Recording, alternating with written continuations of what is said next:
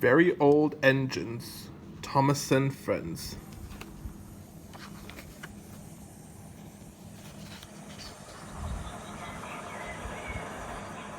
Crosspatch.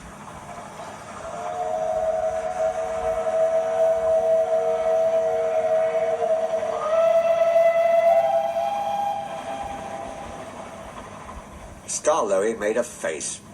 Not again, Nancy, please. Just a teeny polish, she coaxed. You must look nice for your 100th birthday. I am nice. You're just a fusspot, and you're a horrid old crosspatch. Nancy polished him vigorously. Scarlowy smiled. Nancy, he said, I really was a crosspatch once. Shall I tell you? Yes, please. Well, come down. I can't tell it properly while you're fussing up there. Just 5 minutes, then. No longer. Nancy sat down on a box, and the old engine began. Tally-Flynn, Dolgoch, Rennias and I were built together in England. Who, asked Nancy, are Tally-Flynn and Dolgoch? Tally-Flynn is my twin. Dolgoch is Rennias's. Their railway is at Towyn in Wales, and they're 100 too. They were green, and we were red. Tally-Flynn and I had 4 wheels then, and no cab.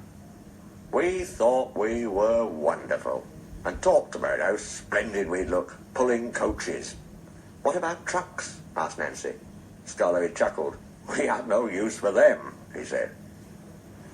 I was finished first, and sent away on a ship. I didn't like that. It wobbled dreadfully. At the port, the big railway kept me waiting. They had no cranes to lift me out. It wasn't the Fat Controller's railway then. He would have managed much better. What did they do? Asked Nancy.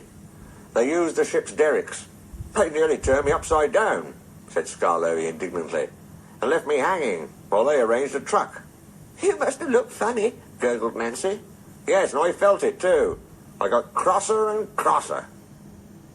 They fastened me to the truck at last, and an engine took me away. His name was Neil. He was ugly, but kind, and we were soon friends. So you're bound for the wee railway, he said. Ye must put some order into those trucks. The havers they make you'd hardly believe.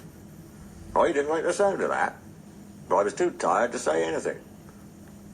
Plenty of people were waiting when we got there, but they weren't used to engines, and it was dark before I was on the rails. Then they left me, lonely and unhappy, and wishing Rennias would come. Trucks were everywhere next morning. Suddenly, with a rattle and a roar, a train of loaded ones came in.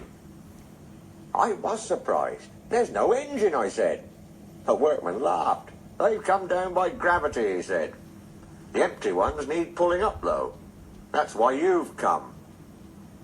But can't they go up by whatever it was you said? Gravity only brings things down. We need horses, or engines like you, to pull them up. What? Have I to pull trucks? Of course. I won't. I want coaches. He just laughed and walked away. Soon Mr. Mac, the manager, arrived with some men. He showed them my parts from a book. We're going to steam you, Scarlowy, he said. Can I pull coaches, sir? No, certainly not. I gave him such a look. They didn't understand engines, so it was easy. My fire wouldn't burn, and I made no steam. I just blew smoke at them. They called me bad names, but I didn't care. Next day they tried again, and the next, and the next. I just gave them my look, and wouldn't do a thing. At last the manager said, very well, be a crosspatch. But we're not going to look at your sulky face all day.